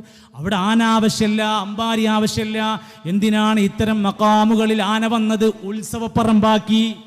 എത്ര ആൾക്കാരെ കുത്തിക്കോ. ഉസ്മാൻ റളിയല്ലാഹു അൻഹു ഖബർ എപ്പോൾ കണ്ടാലും കരഞ്ഞു പോകും മനുഷ്യൻ. എന്നിട്ട് ഈ സ്വഹാബത്തിന്റെ മാതൃകകളില്ല. ആരാ പതാക ഉയർത്തുന്നത്? ആരാ രാവിലെ അന്നദാനം ഉടക്കം കുറിക്കണത്? ആരാ? ഒന്ന് ആലോചിക്കാൻ മതി. പിന്നെ ബാക്കി നടക്കുന്ന തല്ല് മുഴുവൻ. കഴിഞ്ഞ പ്രാവശ്യം പട്ടാമ്പിയിൽ ആന ഇളകിയിട്ട് ഒരു മനുഷ്യൻ, ഒരു അമുസ്ലിമായ സഹോദരൻ രക്ഷപ്പെടാൻ വേണ്ടി ചാടി കയറുന്നിടയിൽ സ്കൂളിൻ്റെ ഒരു ഗേറ്റുമൊക്കെ കയറിയത്, ഗേറ്റിൻ്റെ കമ്പിട്ട് തൊടമക്കൂട്ടൊക്കെ അടിച്ചാണ് കയറി. ഇസ്ലാമിലെ ഒരു ഖബർ സിയാറത്താണെങ്കിൽ ഈ ബുദ്ധിമുട്ടുണ്ടാവില്ല. ആ മനുഷ്യൻ അവിടുന്ന് ഖബറിൽ ഇങ്ങനെ കരഞ്ഞ് വിഷമിച്ച്, പടച്ചോനെ എന്തിനാ തുള്ളിച്ചാടുന്നത്? എന്നിട്ട് ജാറത്തിന് ഫാസിലാബാനുവിൻ്റെ ഗാനമേള വരും. മക്കാമ് സിയാറത്തിന് ഞാനും വരുന്നുണ്ട്, എല്ലാവരും വരണട്ടോ എന്നൊക്കെ പറഞ്ഞിട്ട് എവിടേക്കാ വിളിക്കണം? ഗാനമേളക്ക്. എവിടെ? ഖബറിങ്. അപ്പം ഞമ്മക്ക് ഖബർ സിയാറത്ത് ഒറിജിനലായിട്ട് ഞമ്മക്കുള്ളത് ഒരു ബേജാറും വേണ്ട. ഇതില്ലാത്ത കുറേ മനുഷ്യന്മാർ പല നാടുകളിലുണ്ട്. ഇവിടുത്തെ അവസ്ഥ എന്താണെന്ന് എനിക്കറിയില്ല. പഠിക്കാൻ വേണ്ടി, ചിന്തിക്കാൻ വേണ്ടി പറയാം ഞാൻ. റസൂലുള്ളാഹി സ്വല്ലല്ലാഹു അലൈഹി വസല്ലം പറയാണ്, ലാ തത്തഖിദു ഖബരി ഈദാ, എൻ്റെ ഖബറിനെ നിങ്ങളൊരു ഈദാക്കി, ഉത്സവ കേന്ദ്രമാക്കി മാറ്റരുത്. അവിടെ നടക്കൂല. കുറേ ആൾക്കാരായി അങ്ങനെ വരഞ്ഞു മുറുക്ക് നടക്കുന്നുണ്ട്. അവിടെ കിട്ടൂല മക്കളെ. നബി തങ്ങളുടെ ഗൗരവമുള്ള വസിയത്ത് 1400 കൊല്ലയ വാക്ക് പറഞ്ഞിട്ട് അവിടെ ഉത്സവ പറമ്പാക്കാൻ ഒരു മനുഷ്യർക്ക് കിട്ടൂല. അതിന് പലരും ശ്രമിച്ചുകൊണ്ടിരിക്കുന്നുണ്ട്. ഖബർ അതിനുള്ളതല്ല എന്നാ പഠിപ്പിച്ചത്. നബി ഒന്നുകൂടി കടന്ന് പറഞ്ഞു, അല്ലാഹുമ്മ ലാ തജ്അൽ ഖബരി വസനാ, എൻ്റെ ഖബറിനെ ഒരു ആരാധിക്കുന്ന വിഗ്രഹമാക്കി മാറ്റരുത് റബ്ബേ. സാധ്യതയുണ്ട്. അതുകൊണ്ടാണ് നബി തങ്ങളത് പറഞ്ഞ് പ്രാർത്ഥിക്കരുത്. അസ്സലാമു അലൈക്കും യാ അയ്യുഹൻ നബി പറയും, അസ്സലാമു അലൈക യാ അബൂബക്കർ പറയും. നബിതങ്ങൾക്ക് വേണ്ടി പ്രാർത്ഥിക്കും. നബിതങ്ങൾക്ക് വേണ്ടിയിട്ട് നമ്മൾ പ്രാർത്ഥിക്കും, അനുഗ്രഹത്തിന് വേണ്ടി പ്രാർത്ഥിക്കും. അബൂബക്കർ തങ്ങൾക്ക് വേണ്ടി പ്രാർത്ഥിക്കും. തൊട്ടപ്പുറത്ത് ഉമർ റളിയല്ലാഹുവിന്റെ ഖബറിൽ നിന്ന് പ്രാർത്ഥിക്കും നമ്മൾ. അത് കഴിഞ്ഞ് പുറത്തിറങ്ങിയാൽ ഉസ്മാൻ റളിയല്ലാഹു അൻഹു, ഫാത്തിമ റളിയല്ലാഹു അൻഹ, അതുപോലെയുള്ള മഹദികളായ ആയിരക്കണക്കിന് സ്വഹാബത്തിന്റെ സുന്ദരമായി നമ്മൾ മദീനയിൽ ചെല്ലുമ്പോൾ വിവിധങ്ങളായ കാഴ്ചക്കിടയിൽ വിഷമത്തോടെ നമ്മൾ കാണുന്ന കാഴ്ചയാണ് ബഖീഉൽ ഗർഖദ് എന്ന് പറയുന്ന ആ ഗർഖദിലെ ഖബർസ്ഥാൻ. 10,000 സ്വഹാബത്തിന് മറവ് ചെയ്യപ്പെട്ട ഖബർസ്ഥാൻ. അവിടേക്ക് നമ്മൾ സന്ദർശിക്കും. ഉത്സവമല്ല, ഖബർ ഉത്സവം ഇസ്ലാമിലില്ല. അത് കൊണ്ടുവരുന്നവർ അതിൻ്റെ യഥാർത്ഥ ലക്ഷ്യം മറന്നു എന്ന് മാത്രമല്ല, അമ്പിയാക്കന്മാരുടെ ഖബർ ആരാധിക്കാൻ പറ്റൂല എങ്കിൽ പിന്നെ ബാക്കിയുള്ളവരത് എങ്ങനെ പറ്റുക? പിന്നെ എങ്ങനെയാണ് നമുക്ക് മുനമ്പത്ത് ബീവിൻ്റെ ജാറത്തിലേക്ക് മഖാമ് സിയാറത്തിന്? ഇപ്പം നമ്മുടെ നാട്ടിൽ ശ്രദ്ധിച്ചിട്ടുണ്ടോ? നോട്ടീസ് ശ്രദ്ധിച്ചിട്ടുണ്ടോ? സിയാറത്ത് ടൂറിന് കൊടുത്ത് അമീറിൻ്റെ നേതൃത്വത്തിൽ മഖാമ് സിയാറത്ത്. എന്താ ഉംറ കൊണ്ടുപോകുക? അമീറിൻ്റെ നേതൃത്വത്തിൽ മഖാമ് സിയാറത്ത്. എന്നിട്ട് ഓരോ സിയാറത്തിനും പോകേണ്ട അവിടെ കൊണ്ടുകൊടുക്കേണ്ട പൈസ എത്രയാണ്, അതിൻ്റെ ബില്ല്, അതേപോലെ തന്നെ അവിടെ മൂടേണ്ട സാധനങ്ങൾ, അങ്ങനെ അതിൻ്റെ എണ്ണ, ഇതിൻ്റെ സംഭവമൊക്കെ കൊണ്ടുപോയിട്ട് എന്താ ഇപ്പോൾ വലിയ വ്യത്യാസം മറ്റേ ടീമിനായിട്ട് നമ്മൾ? എന്നിട്ട് എവിടേക്കാണ് കൊണ്ടുപോണത്? ഈ യാത്ര ഇങ്ങനെ തുടങ്ങിയാൽ ഫസ്റ്റ് ഉള്ളാൾ ദർഗയിലേക്കാണ് പോവുക. ഉള്ളാളത്ത് നിന്ന് തുടങ്ങുമ്പോൾ തന്നെ അറിയാം ആരാ മനുഷ്യൻ. ഉള്ളാൾ തങ്ങളെ പറ്റി പറയാണ്, കടലിൽ മുസല്ലട്ട് നിസ്കരിച്ച മനുഷ്യനാണ്. കടലിൽ മുസല്ലട്ട് നിസ്കരിക്കുക. എത്ര ആൾക്കാരെ ഞാൻ സ്ഥിരമായി യാത്ര പോകുന്ന ആൾ ട്രെയിനിൽ. അപ്പം അങ്ങനെ ഫാമിലി ആയിട്ട് വെള്ളിയാഴ്ചക്ക് ഇങ്ങനെ പോകുന്നുണ്ട്. കയ്യുമ്പോൾ 4 കെട്ടുണ്ടാകും. ഓൾക്ക് ജുമാൻ പ്രശ്നമല്ല. പെണ്ണുങ്ങൾ നിരന്ന് പള്ളിയിൽ പോയാൽ ഭയങ്കര ഷറ. കേരളത്തിനകത്തും പുറത്തുള്ള അജ്മീറും ഉള്ളാളും അടക്കമുള്ള ദർഗകളിലേക്ക് കൂട്ടം കുത്തി പോകുക. ഖബർ ഉത്സവങ്ങളിലൊക്കെ എന്താ നടക്കണതെന്ന് പോയി നോക്കി നിങ്ങൾ. അപ്പവാണിപ്പോൾ നേർച്ചൻ്റെയൊക്കെ കഥ എന്താണെന്ന് വെച്ച് നോക്കി. ഇതൊന്നും നമ്മൾ വെറുതെ പറഞ്ഞിട്ട് എന്തെങ്കിലും പറഞ്ഞ് ആക്ഷേപിച്ചു പോലല്ലോ. ഇന്ന് യൂട്യൂബിൽ ഒന്ന് സെർച്ച് ചെയ്താൽ ഏത് കണ്ണുള്ളവർക്കും പച്ചക്ക് കാണാൻ പറ്റും. എന്നിട്ട് ഇത് മാത്രമല്ല, കാസർഗോഡൊക്കെ എത്തിക്കഴിഞ്ഞാൽ ഖബറുകളുടെ പേര് കേട്ടതിന് അത്ഭുതപ്പെട്ടു പോകും. മുട്ടുംതല ഔലിയ റളിയല്ലാഹു അൻഹു. കാരണം ആ മനുഷ്യന് പറയാനൊരു പേരില്ല, 2 അവയവം മാത്രമേ ഉള്ളൂ, മുട്ടും തലയും. അവിടെ പെട്ടി വെച്ചു വരുമാനം ഉണ്ടാക്കി 3 ദിവസം ഉറൂസാണ് കാഞ്ഞങ്ങാട്. കണ്ണൂരിൽ പൈതൽ ജാറമുണ്ട്, 3 പെറ്റുമ്മൻ്റെ ജാറാണ്. ഇവിടെ 7 10 പറ്റുമല്ലോ അവിടെ പുറത്തിരിക്കുന്നത്. അവിടെ 3 പെറ്റുമ്മ ജാറെന്ന് പറഞ്ഞിട്ട് ആൾക്കാർ പോകുകയാണ്. പോയിട്ട് കുഞ്ഞുങ്ങളെ കിട്ടാൻ വേണ്ടിയിട്ട് തൊട്ടിൽ കെട്ടി നടക്കുകയാണ്. സാധാരണ ഞങ്ങൾ പട്ടാമ്പിക്കാരൊക്കെ ഒരു കുഞ്ഞ് ജനിച്ചാലാണ് താരാട്ടുപാട്ടൊക്കെ പാടി കൊടുക്കാൻ തൊട്ടിലുണ്ടാക്കി കൊടുക്കല്. ഇവിടെ കുഞ്ഞ് കിട്ടാൻ വേണ്ടിയിട്ട് തൊട്ടിലുണ്ടാക്കി കൊടുക്കുക. മറിയം ബീവിൻ്റെ ഒക്കെ ചരിത്രം വായിച്ചു നോക്കി നിങ്ങൾ. ഇബ്രാഹിം നബി അലൈഹി ഇസ്ലാമിന്റെ ചരിത്രം വായിച്ചില്ലേ? സക്കരിയ നബിന്റെ പ്രാർത്ഥന ഓല് ഏത് മരത്തുമക്കാ പോയത്? ഇങ്ങനെ കഴിഞ്ഞ് മലപ്പുറം ജില്ലക്ക് കടന്നു യാഹൂത്തങ്ങൾക്ക് 2 ജാറാണ്. 2 ജാറ്, ഒരു മനുഷ്യർക്ക് 2 ജാറും. എന്തിനാ 2 എണ്ണം? 2 വരുമാനം. 2 പള്ളി, 2 ജാറം, 2 പെട്ടി. മുനമ്പത്ത് ബീവിന്റെ അടുത്ത് എന്താ പ്രത്യേകത? മുനമ്പത്ത് ബീവിക്ക് പേരില്ല, അഡ്രസ് ഇല്ല. മുനമ്പത്ത് എന്ന സ്ഥലത്തിന്റെ പേരാണ്. എന്താ പേരില്ല എന്ന് പറഞ്ഞത്? അവിടുത്തെ കിതാബിൽ എഴുതി വെച്ചിട്ടുണ്ട്. ഊരും പേരറിയില്ല, ശുഹറത്തൊട്ടും കുറവില്ല, ബഹുമാന്യരൊക്കെ പെറ്റ നാട്. ഊരും പേരും അറിയില്ല, ആളാരാന്നറിയില്ല. ആ ഒരു കടലിലേക്കൊരു ഡെഡ് ബോഡി വന്നതാണ്. ആ ഡെഡ് ബോഡി പോസ്റ്റ്മോർട്ടം ചെയ്ത എസ് ഉണ്ട് ഇപ്പോൾ ചങ്ങരംകുളത്ത് ജീവിച്ചിരിപ്പുണ്ട മനുഷ്യൻ. പോയി ചോദിച്ചു നോക്കി ആരായിരുന്നു അത്, എൻ്റെ കോലം എന്തായിരുന്നു? ഒരാണിൻ്റെയും പെണ്ണിൻ്റെയും ഡെഡ് ബോഡിയാണ് വന്നത്. ഒരു കടൻ്റെ ബാക്കിൽ നിന്ന് ഒരു ആണിൻ്റെയും പെണ്ണിൻ്റെയും കൂടി ബോഡി കിട്ടുക നമ്മൾ ഔലിയാക്കന്മാരാന്ന് കൊണ്ടു നടക്കുക ചെയ്യുക. നമ്മളിത് പൂർണ്ണമായിട്ട് പരിശോധിക്കല്ലേ ചെയ്യുക. ഇത് നേരെ ഔലിയ പട്ടം കൊടുത്തു, അങ്ങോട്ട് മക്കബറുണ്ടാക്കി, എന്നിട്ട് ഭയങ്കര വരുമാനാക്കി. കൊല്ലം ജില്ലയിൽ ചെന്ന് നോക്കി നിങ്ങൾ, മുസ്ലിം ആവണമെന്നൊന്നുമില്ല. ഓച്ചിറ ദാമോദരൻ എന്ന് പറയുന്ന മനുഷ്യന്റെ മക്കബറുണ്ട് കൊല്ലത്ത്. ഓച്ചിറ ഞാൻ പോയിട്ടുണ്ട്, അവിടെ എൻ്റെ അടുത്ത് പ്രസംഗിക്കാൻ പോയിട്ടുണ്ട്. ഓച്ചിറ ദാമോദരൻ എന്ന മനുഷ്യൻ മരിച്ചപ്പോൾ മാതൃഭൂമിയിൽ വാർത്ത വന്നു, ദാമോദരൻ ഓർമ്മയായി. ഒരാഴ്ച കഴിഞ്ഞേക്ക് അടുത്ത വാർത്ത വന്നു, ഓച്ചിറ ഉപ്പൂപ്പ ഖദ്ദസല്ലാഹു സിർറഹുൽ അസീസ്. ഒറ്റ ആഴ്ച കൊണ്ട് കറാമത്ത്, ഒറ്റ ആഴ്ച കൊണ്ട് പേരാണ് മാറി. ഓച്ചിറ ഉപ്പൂപ്പ ഖദ്ദസല്ലാഹു സിർറഹുൽ അസീസ് എന്ന് പറഞ്ഞ് അവിടെ ഇന്ന് വലിയ കേന്ദ്രമാക്കി മാറ്റി. പഠിക്കും. ഞാൻ ഈ പ്രസ്ഥാനം പറയുന്ന ഏതെങ്കിലും ഒരു കാര്യം കളവ് പറഞ്ഞ് സ്ഥാപിക്കേണ്ട ഒരാവശ്യം വിസ്ഡം ഇസ്ലാമിക് ഓർഗനൈസേഷൻ ഇന്ന് വരല്ല. നിങ്ങൾക്ക് പഠിക്കാം. പത്രമാധ്യമങ്ങളുണ്ട്, വാർത്താ മാധ്യമങ്ങളുണ്ട്.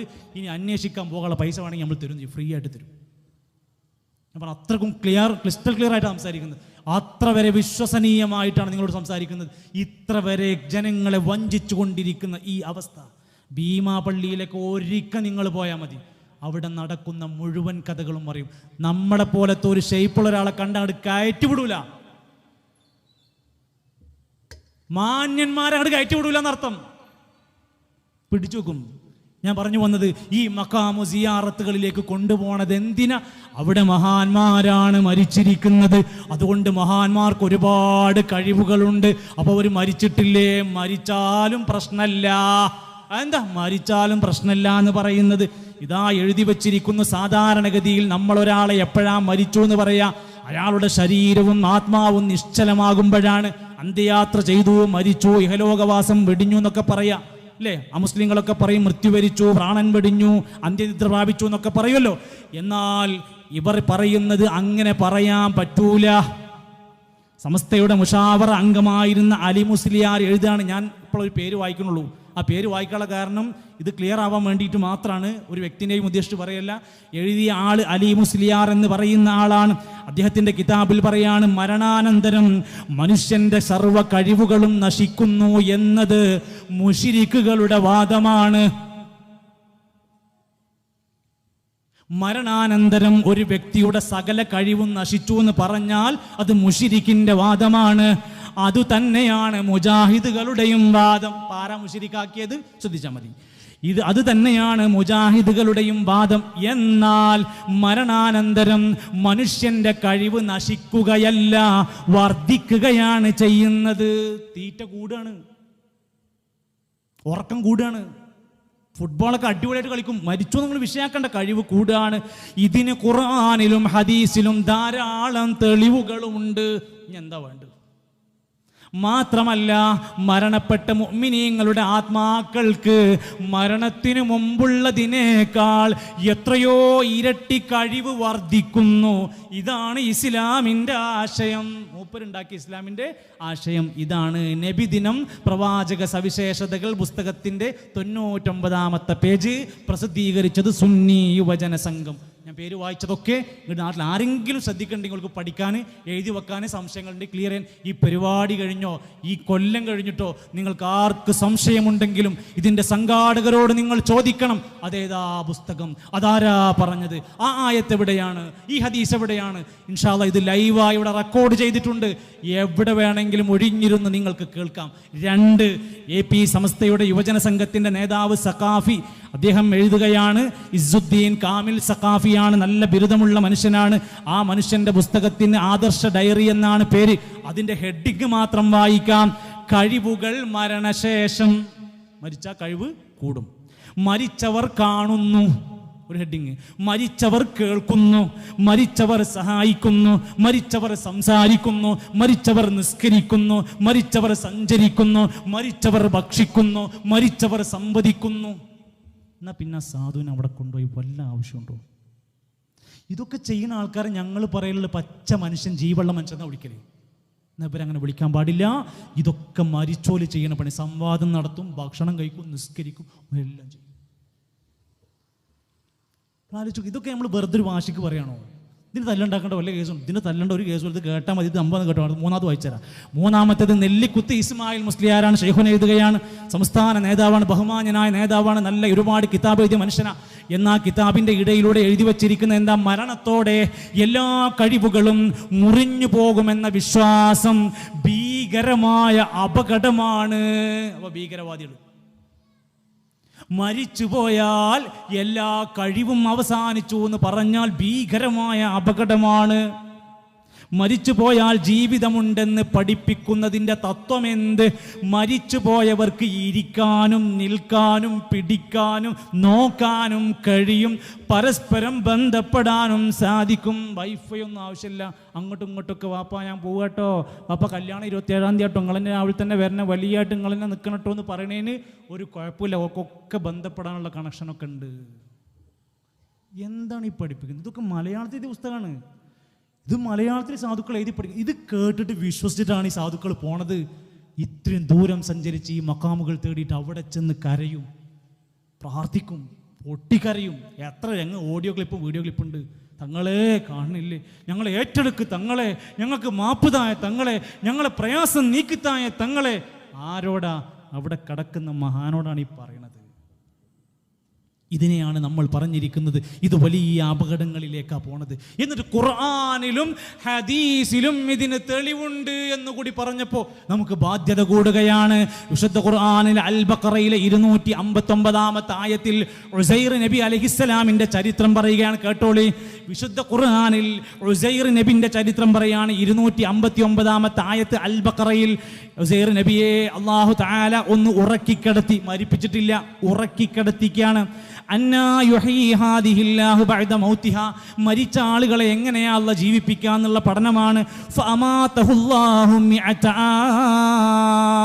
100 കൊല്ലത്തിന് ഉസൈർ നബി അലൈഹിസ്സലാമിനെ അങ്ങ് മരിപ്പിക്കുകയാണ്. എന്നിട്ട് ഉയർത്തെഴുന്നേൽപ്പിക്കുകയാണ്. ശരി, 100 കൊല്ലത്തിന് മരിപ്പിച്ചു എന്ന് വിചാരിക്കും. എന്നിട്ട് വീണ്ടും ഉയർത്തെഴുന്നേൽപ്പിച്ചു. അപ്പോൾ ജീവിച്ചിരിപ്പുള്ള കാലത്തുള്ള എല്ലാം മരിച്ചാൽ അറിയുമെങ്കിൽ ഉസൈർ നബിനോട് ചോദിച്ചു, കാലക്കം ലബിസ്ത, എത്ര കൊല്ലം നിങ്ങൾ ഇവിടെ കിടന്നിട്ടുണ്ട്?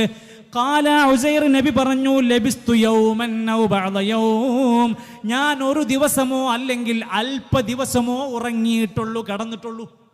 100 കൊല്ലം കിടന്ന ആളെ പറ്റിയ പറയണത്. അറിഞ്ഞിട്ടില്ല. ഇത്രയും കൊല്ലം കഴിഞ്ഞു പോയത് ഉസൈർ നബി അറിഞ്ഞിട്ടില്ല. നബിയാണ്. ചില അഭിപ്രായ വ്യത്യാസങ്ങൾ പറയുന്നുണ്ട് തഫ്സീറുകളിലൊക്കെ. ഇനി വേണ്ട, അസ്ഹാബുൽ കഹ്ഫ് മരിച്ചിട്ടില്ല. അസ്ഹാബുൽ കഹ്ഫ് 309 കൊല്ലം അള്ളാഹു ഉറക്കിക്കിടത്തി. ചോദിച്ചു, നിങ്ങൾ എത്ര ദിവസം ഉറങ്ങി? എന്താ പറഞ്ഞ്? യൗമൻ ഔ ബഅദ യൗം, ഒന്നോ കുറച്ചു സമയമോ ഞങ്ങൾ ഉറങ്ങിയിട്ടുള്ളൂ. 309 കൊല്ലം കാലം ഉറങ്ങിക്കിടന്നത് പോലും അവരറിഞ്ഞിട്ടില്ല. എന്നിട്ട് പറയാണ്, നടക്കും, ഇരിക്കും, തിന്നും, സംവദിക്കും എന്നൊക്കെ പറഞ്ഞ് ഈ സാധുക്കളെ ഈ ഖബറുകളിലേക്ക് കൊണ്ടുപോകുക. തഹജ്ജുദ് നമസ്കരിച്ച് രാത്രിയിൽ കിടന്ന് പ്രാർത്ഥിച്ച് മനമുരുകി, പടച്ചോനെ റബ്ബേ എൻ്റെ മക്കളെ രക്ഷിക്കണം, പടച്ചോനെ റബ്ബേ രോഗങ്ങൾ മാറ്റിത്തരണം, അള്ളാഹുവേ റബ്ബേ എന്ന് സങ്കടപ്പെട്ട് സുജൂദിൽ കിടന്ന് തേങ്ങിക്കരയേണ്ട മനുഷ്യരോട് നിങ്ങൾ ലൈറ്റ് ഓഫ് ആക്കിയിട്ട് 1000 വട്ടം ഷെയ്ഖിനെ വിളിച്ചാൽ മതി. ഈ ആദി വാക്കുകൾ നടന്നുകൊണ്ടിരിക്കുക. സ്വലാത്ത് വാർഷികങ്ങൾ അല്ലെങ്കിൽ സ്വലാത്ത് മജ്ലിസുകളിൽ ജനങ്ങൾക്ക് വന്നിട്ട് തേന് കൊടുത്തിട്ട് പറയാണ്, ആ മുസ്ലിങ്ങളായ സഹോദരങ്ങളുണ്ട് വെച്ചെങ്കിൽ ഗുരുവായൂരപ്പനെ മനസ്സിൽ ധ്യാനിച്ചിട്ട് ആ തേനാണ് കുടിച്ചോളി, ഒക്കെ ശരിയാകും. ഇതിനാണ് വയലിൻ്റെ സദസ്സ് കെട്ടിയിട്ട് ഈ പാവപ്പെട്ട മനുഷ്യന്മാർക്ക് പണം പിരിച്ചു കൊടുത്തിട്ട് പറയണ വയലാണ്, നിങ്ങൾ ഗുരുവായൂരപ്പനെ മനസ്സിൽ ധ്യാനിച്ചോളി. ആരാണ് ഇതിന് ഉദ്ഘാടനത്തിന് പോണത്? ഈ സദസ്സിൻ്റെ സംവാദന.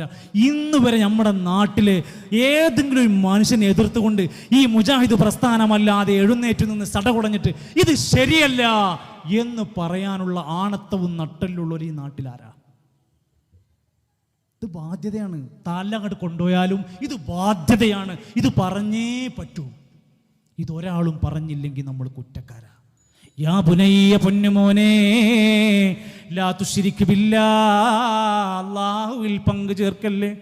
ഇന്ന ശിർക ലദുൽമുൻ അദീം, വലിയ ആപത്താണ്, മഹാ അക്രമമാണ് ശിർക്ക്.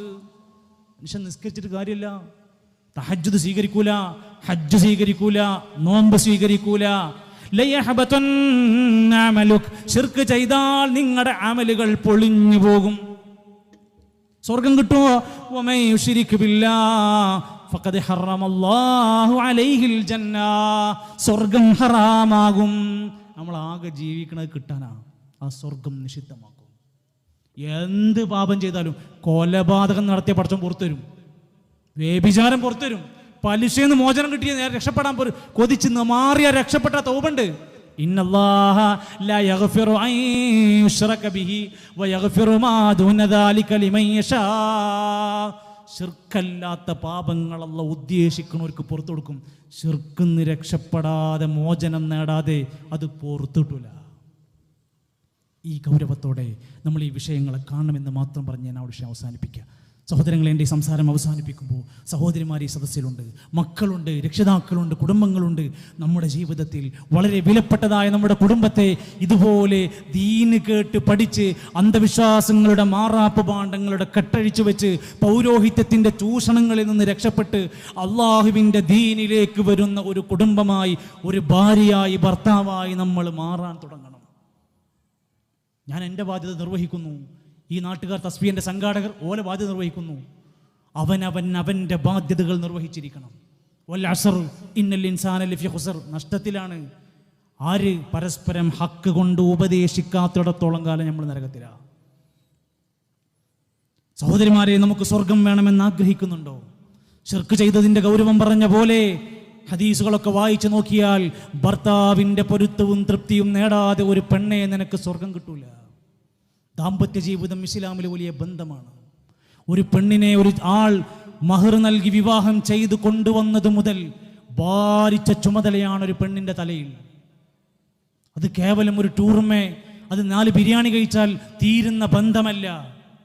നമ്മുടെ നാട്ടിലെ പ്രണയ ചാബല്യങ്ങളും കാമുക ബന്ധങ്ങളുമൊക്കെ കേവലം ദിവസങ്ങൾക്കും ഏതെങ്കിലുമൊക്കെ സിറ്റുവേഷൻസുകൾ മാത്രം വെച്ചുകൊണ്ട് പോണതാണെങ്കിൽ മരിച്ചാലും തീരാത്ത ബന്ധമാണ് കല്യാണം. നാളെ സ്വർഗത്തിലെ ഇണകളാകാൻ മോഹിച്ചുള്ളതാണ് ഇസ്ലാമിൽ വിവാഹം പഠിപ്പിച്ചെന്നിരിക്കുന്നത്. അവരും അവരുടെ ഇണകളും സ്വർഗത്തിൽ ചാരിയിരിക്കുമെന്ന ഖുർആനിക വചനം നമ്മൾ കേട്ടു. വിധങ്ങൾ പഠിപ്പിക്കുകയാണ്, ഒരു പെണ്ണ് സ്വർഗം കൊതിക്കുന്നുവെങ്കിൽ ഇതാ സൊല്ലത്തിൽ മർഅത്തു ഹംസ, 5 നേരം നിസ്കരിച്ചാൽ, വസാമത്ത് ഷഹ്റ, 1 മാസം നോമ്പ് നോറ്റാൽ, അത് രണ്ടും പറഞ്ഞു കഴിഞ്ഞിട്ട് പിന്നെ പറഞ്ഞ ബാക്കിയെന്താണ്? വഹഫിളത്ത് ഫർജഹാ വഅതാഅത് സൗജഹാ, ലൈംഗിക വിശുദ്ധി സൂക്ഷിക്കുകയും ഭർത്താവിനെ അനുസരിക്കുകയും ചെയ്താൽ ദഖലത്തിൽ ജന്ന, അവർ സ്വർഗത്തിലെത്തുന്നതാണ്. ഭർത്താവിനെ മാനിക്കാൻ കഴിയണം, ആ മനുഷ്യൻ്റെ സങ്കടങ്ങൾ കാണാൻ കഴിയണം, അവിടെ അവിടെ അദ്ദേഹത്തിൻ്റെ പ്രയാസങ്ങളിൽ ഏറ്റവും ആശ്വാസം നൽകുന്ന ഒരു നല്ലവളായ പെണ്ണായി മാറാൻ കഴിയണം, അദ്ദേഹത്തിനെ സന്തോഷിപ്പിക്കുന്നവളായി മാറണം.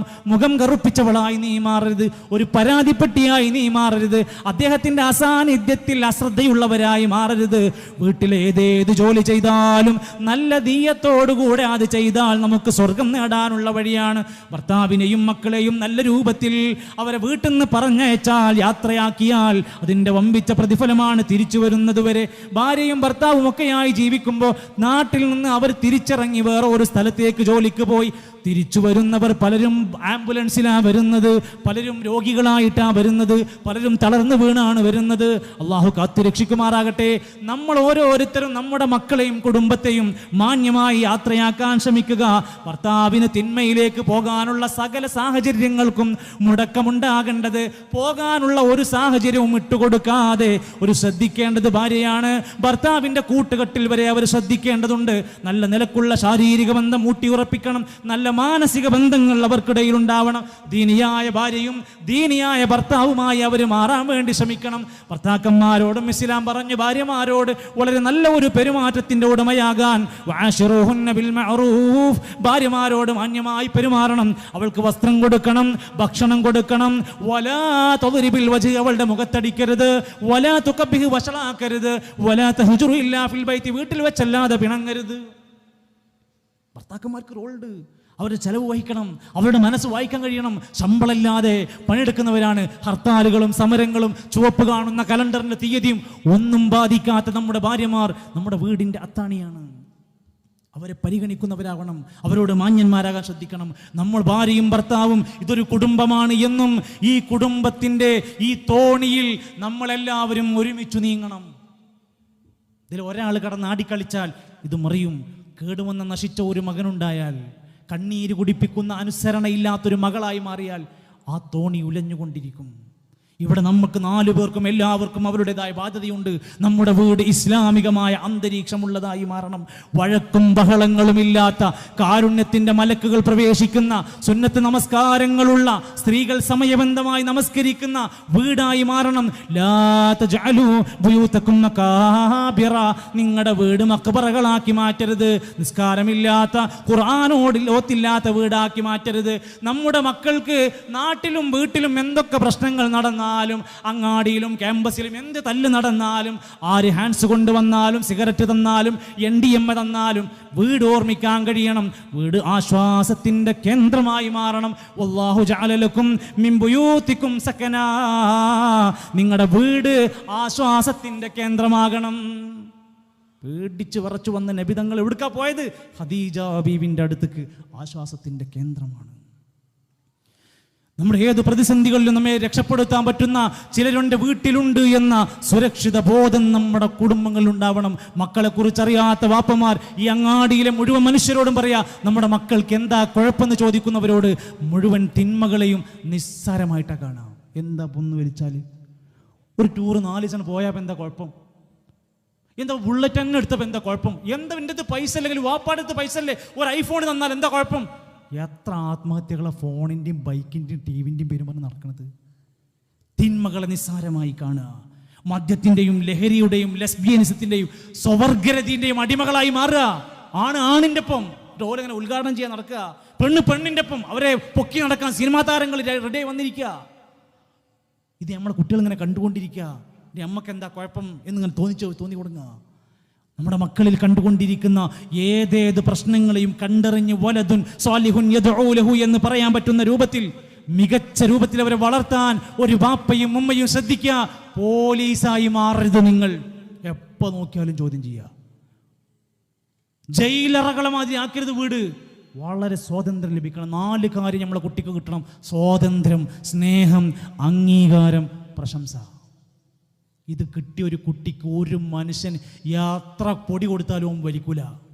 വേണ്ട, ഒന്നിച്ചിരുന്ന് കള്ളുടിച്ചാലും ഓനെ നടുന്ന് ഒഴിഞ്ഞ് നീച്ചു പോരും. അവർക്ക് ഇരിക്കാൻ കഴിയില്ല. ഞാൻ പറയാം, എത്ര ഉദാഹരണങ്ങൾ നമ്മുടെ മുമ്പിലുണ്ട്. ഫ്രീ ആയി കിട്ടുന്ന കമ്പനിയിൽ നിന്ന് കിട്ടുന്ന മദ്യങ്ങൾ വരെ തൊടാതെ ഇറങ്ങിപ്പോന്നവരുണ്ട്. എവിടെയാണ് ഇത്? ഒരു കുടുംബത്തിൻ്റെ കൃത്യമായ ഒരു രക്ഷിതാവിൻ്റെ ദൗത്യമാണ് പറയുന്നത്. അടുത്ത് നിന്നവരോട് സംസാരിക്കണം.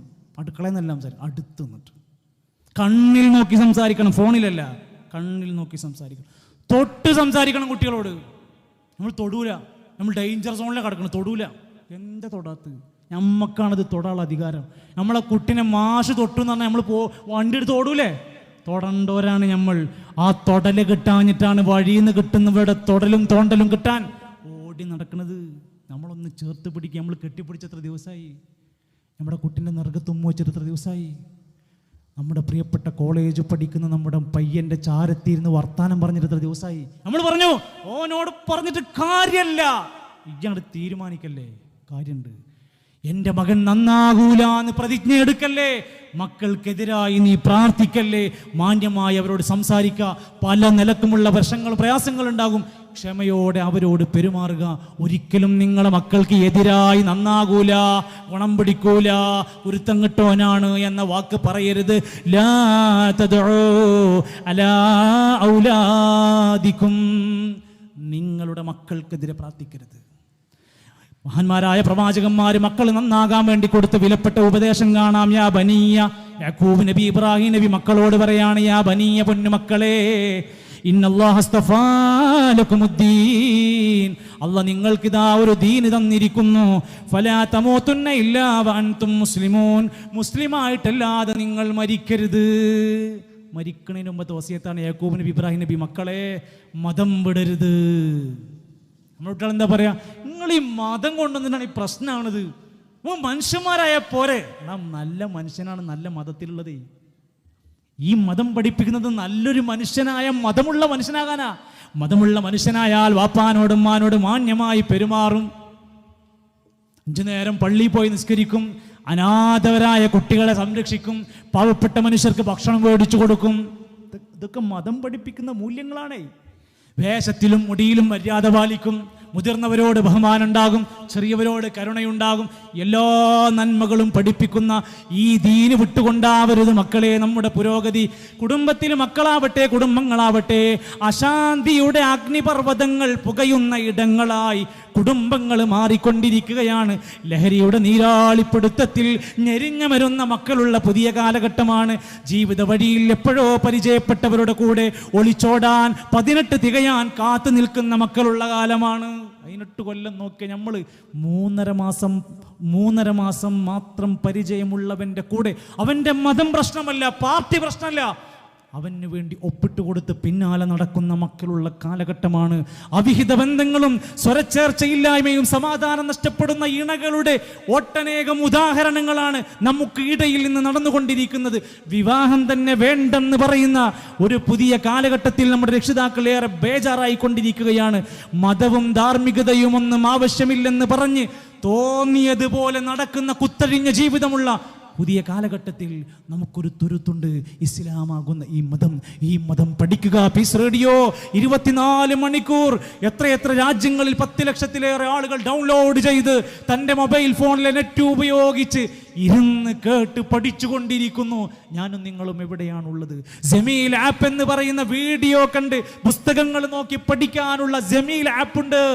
യൂട്യൂബിൽ കണ്ട് വേണ്ടതും വേണ്ടാത്തതും സ്ക്രോൾ ചെയ്തൊന്നും മനുഷ്യ, നിനക്ക് വേണ്ടത് മാത്രം തരുന്ന ജമീൽ ആപ്പ് ഒന്ന് തുറന്നു നോക്ക്. ഇഷ്ടമുള്ള പ്രഭാഷകന്റെ ഇഷ്ടമുള്ള വിഷയം തെരഞ്ഞ് പഠിക്കാം. എന്തിനാ പേടിക്കുന്നത്? ഈ നാട്ടിൽ എത്ര സ്ഥലങ്ങളിലെ QHLS നടന്നുകൊണ്ടിരിക്കുന്നത്. ഖുർആനിന്റെ അർത്ഥം പഠിക്കാത്ത കുടുംബമായി മാറരുത്. എത്ര സ്ഥലങ്ങളിൽ നിന്നറിയൂ. ഇന്ന് വരെ കയറി വരുമ്പോൾ ഒരു സഹോദരൻ വിളിച്ചു പറയാണ്, ഐക്കരപ്പടിയിലും പരിസരങ്ങളിലുമുള്ള കുടുംബങ്ങളിലെ വിഷമങ്ങൾ പറഞ്ഞൊരു മനുഷ്യൻ പറയാൻ, തൻ്റെ ഭാര്യ തന്നെ ഉപേക്ഷിച്ചു പോയി, അവൾ എന്നെ ഹുൽഇ ചെയ്ത് 11ാം ദിവസം ഇതുപോലും ഇരിക്കാതെ വേറെ ഒരുത്തൻ്റെ കൂടെ വിവാഹം കഴിച്ചു ജീവിച്ചു. ഞാൻ വല്ലാത്ത വിഷമത്തിൽ ഞങ്ങൾക്കിടയിൽ ഒരു പ്രശ്നങ്ങളുമില്ലാതെ ജീവിക്കുകയായിരുന്നു. എത്ര സംഭവങ്ങളെ കേട്ടുകൊണ്ടിരിക്കുന്നത്. യാതൊരു ഇസ്ലാമിക മാനദണ്ഡങ്ങളും പാലിക്കാതെയുള്ള വൈവാഹിക രംഗത്ത് ഇണക്കിളികളായി ജീവിക്കേണ്ടവർ ശണ്ട കൂടി തല്ലുകൂടി പിരിഞ്ഞ് മക്കളിങ്ങനെ നോക്കി അന്താളിച്ച് കരഞ്ഞ് ജീവിക്കുന്ന എത്ര ദയനീയ മുഖങ്ങൾ നമുക്കിടയിലുണ്ട്. മഹല്ലുകാരെ ശാക്തീകരിക്കപ്പെടണം, ഫാമിലി കോൺഫറൻസുകൾ പ്രഖ്യാപിക്കപ്പെടണം, കുടുംബ ജീവിതം പഠിപ്പിക്കപ്പെടുന്ന കുടുംബ സമ്മേളനങ്ങൾ ഉണ്ടാവണം, അയൽക്കൂട്ടങ്ങൾ ഉണ്ടാവണം. CRE നമ്മുടെ മക്കൾക്ക് ഇനി ഒരു പരസ്യം ആവശ്യമില്ല, ഒരു നോട്ടീസ് ആവശ്യമില്ല. എവിടെയാണുള്ളതെങ്കിൽ നമ്മൾ ഇന്ന് കൊണ്ടുപോയില്ലെങ്കിൽ നാളെ 1000ഉം 10,000ഉം കൊടുത്ത് കൗൺസിലിംഗ് സെന്ററിലേക്ക് ക്യൂ നിൽക്കുന്നവരായിരിക്കും നമ്മളെന്ന ജാഗ്രതയുണ്ടാവട്ടെ.